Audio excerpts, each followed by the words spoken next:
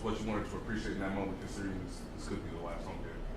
You know, it's you only get a few of those where you just get to stand there and appreciate 60 to 70,000 Chiefs fans screaming for you. So I always embrace that moment, man. It's fun, and hopefully I got everybody fired up for it.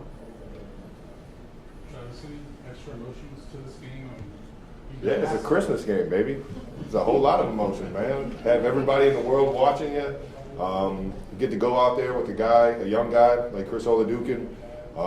Primetime television, excited for him, excited for the guys around us. A lot of young guys getting opportunities to, taste what this NFL life on a big stage feels like. I just wanted to get out there and get a win for those guys, man. That's what I was asking.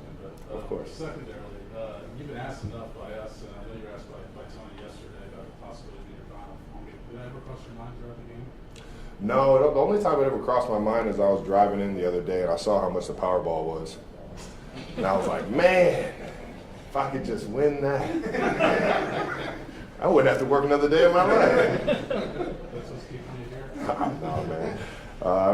Honestly, I've been just focused on trying to win football games, man. I'll let that be a decision that I make with my family, friends, the Chiefs organization, when the time comes. Okay. Given this is Chris's first start, I know it's a lot different than what happened Sunday in Nashville. Just how do you think he handled this responsibility, and did he sort of show you something that maybe you would not have known otherwise? Yeah, man, it was the first time I've ever seen someone try and draw the defense to him by fumbling it. That was like a little yo-yo trick he put on, man. That was the first time. No, I'm proud of him, man. Throughout the week, his attention to detail, his professionalism, his leadership. Couldn't be happier for the guy. Obviously, wish we could have got that win for him on a big game against a rival, but I'm proud of him, man. I'm proud of the way he led us into victory and kept fighting, man. What's the best part about playing in Arrowhead? Man, I would say the tradition. You can feel it. You can feel the kids and the generations of happiness and the generations of just love that they have coming together on Sundays and cheering for their team. Man, it's a beautiful thing, man. And it's something I know I'll cherish forever. Is those moments coming out of the tunnel or just making a big play for them late in the game. That's why we love Arrowhead, man. It's a special and unique stadium, especially when they started turning off the lights for us on intros, man, making it more epic. You're a hype man. Getting your teammates fired up. I saw Chris, whole team gather around him before the game. What was Chris Oladukin making his first start, trying to get you guys hyped up before you had the locker room final? That we're here fighting for each other. I think he had the right message to be, we're a team no matter what this record is. We're out here fighting for each other. You're going to wear the Chiefs arrowhead on your helmet and come out here in the red jersey in front of this crowd, man. You're going to give it your all. And he was just making sure everybody knew that he was ready for a dogfight and that he was going to lead us into victory. Lead us into the game. You set the standard here for pretty much over a decade. How much do you embrace leading these guys? Man, it's something that I take as like second nature at this point, man. I've followed big Coach Andy Reid, baby, and he's done it the right way. He's done it with integrity. He's done it with a lot of love and a lot of care for the people around him, not only just players but coaches as well. You guys have seen his just the coaches underneath go other places, have success, and he tries to build everybody, make everybody the best possible player, coach, or whatever their position is in the building. And it's just second nature to me at this point, following his lead, making sure that I'm doing everything I can to keep everybody focused, locked in, having fun, and trying to win football games, man. Sam, let's go, Sam. We'll go around the room here. Go, Sam. Travis, you described Arrowhead. Do you remember the first time you felt that? You felt part of that? Just with the way you described it? It's been so long. I mean, you feel it the first game you go to. It's. I remember going to the games my rookie year, even when I was in the suites with a knee brace on. You feel the excitement. I think we won our first 8 games when we got here, and it was by the time we got to like our 5th, 6th game at home, man, it was rocking, and people were here loud and proud, and it was a beautiful thing, man. So I would probably say my rookie year, you really found how special this place is. Travis, you've the first game he played, obviously, here without Patrick in a long time. We saw him tonight up in the suite himself with the knee brace. Has he tried to sort of encourage you about next season, the possibility of you guys playing again? Have there been any conversations about, based on how his rehab goes, you might want to stick around for one more season? I haven't talked to him about that.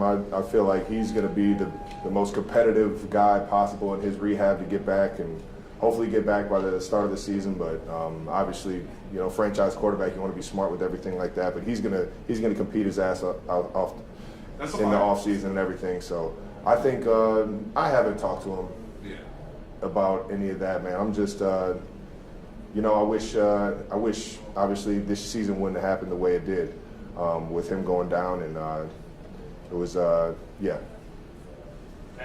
Chuck, you've never had a season like this with Andy, with being 6-10. What did you learn about him as a coach in a season like this that maybe you didn't know before now? I mean, you know, you go through ups and downs in seasons, and you find yourself in situations where you gotta you know, circle the wagons, dig yourself out of a hole. And I know Coach Reed from day one has always been that guy that's going to lead us through all of that and be the main one that raises his hand and says, I need to be better for you. You know, put the accountability on him, even when it may not be that, you know, but he's showing everybody, you know what, I'm going to keep upping in my ante.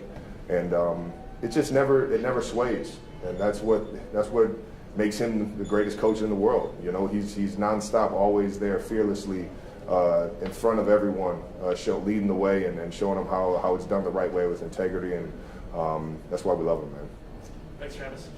The Arrowhead crowd fell silent, breaths held, as Travis Kelce stood at midfield, his eyes glistening beneath the stadium lights.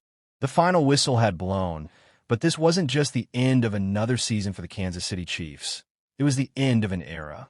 Kelce, the beating heart of the Chiefs' offense in a tight end whose name will echo through NFL history, took a deep breath. That was my final game, he said, his voice cracking as emotion swept over him. Suddenly, the post-game celebration shifted. The Chiefs had lost, but the true weight of the night settled on the shoulders of every fan, coach, and teammate. Travis Kelce, after 11 electrifying seasons, was hanging up his cleats. From the moment Kelce burst onto the scene, he was a game changer. He wasn't just a tight end. He was a force of nature, a nightmare for defenders, and a leader in the locker room. With Patrick Mahomes, he became the dynamic half of one of the NFL's most lethal duos, racking up yards, touchdowns, and unforgettable moments that became the lifeblood of Chiefs Kingdom. But it was more than statistics. Kelce brought the swagger, the celebrations, and the clutch catches that made him a fan favorite. He inspired confidence every time he stepped on the field, his passion infectious, his energy impossible to ignore. Tonight, as the stadium lights faded and the confetti from seasons past seemed a distant memory, Kelce's teammates huddled around him. Mahomes, who once called Kelce the best to ever do it, fought back tears as he embraced his longtime friend.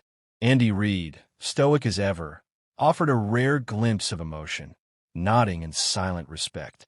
Kelce's decision wasn't easy, but it was clear.